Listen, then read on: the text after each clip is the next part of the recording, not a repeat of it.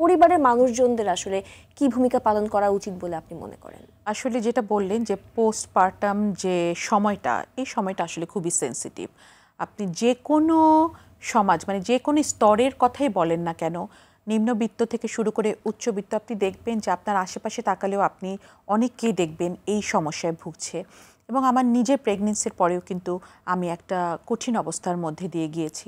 তো আসলে একটা ব্যাপার আমাদের জন্য অনেক আমাদেরকে আলো দেখায়, সেটি হলো উপজেলা লেভেলগুলো বলেন বা প্রান্তিক পর্যায়ে বলেন, এখন কিন্তু ডাক্তার আছে সব জায়গায়।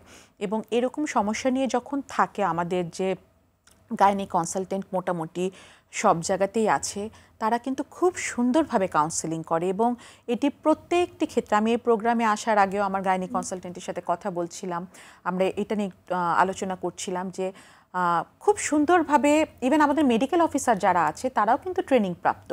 একটা মা যখন আসে, মা প্রবলেমগুলো নিয়ে আসে, সেটি কিন্তু এই সেবাটুকু কিন্তু সে পায়।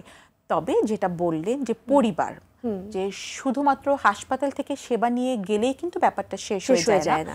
এই ব্যাপারটা তার হাজবেন্ড, তার ফ্যামিলি, অনেক তাদেরকে জানতে হবে যে আসলে কিভাবে মাকে হ্যান্ডেল করতে হবে। এবং সেক্ষেত্রে আমি জানি যে কিছু কিছু বেসরকারি এনজিও আছে, তারাও কাজ করছে।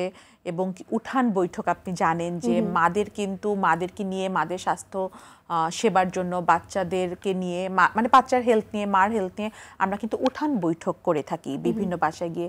তখন কিন্তু আমরা এগুলা নিয়েও কথা বলি যে একজন মা যখন প্রেগনেন্ট থাকে, তাকে আপনারা কিভাবে ট্রিট করবেন, কিভাবে খাওয়া দিবেন, কিভাবে বিশ্রাম দিবেন, এবং প্রসব পরবর্তী মাকে আপনারা কিভাবে ট্রিট করবেন, কিভাবে বিষয়গুলো নিয়ে, হ্যাঁ, আমরা এই ব্যাপারগুলো নিয়ে কথা বলি।